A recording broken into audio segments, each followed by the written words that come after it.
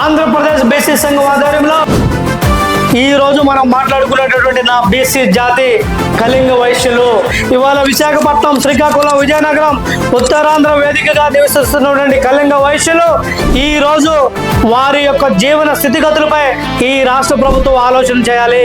Kalinga Vysya corporation ఏర్పాటు చేసి వారి జనాభా ఆధారంగా బడ్జెట్ ని కేటాయించాలని డిమాండ్ చేస్తున్నాం. కళింగ వైశ్య సోదరులకు రాజ్యాధికారంలో వాటా కల్పించాలి. కళింగ వైశ్య సోదరుల్లో సమర్థవంతుడైనటువంటి నేతకు ఎమ్మెల్సీగా అవకాశం ఇవ్వాలని చెప్పేసి డిమాండ్ చేస్తున్నాము.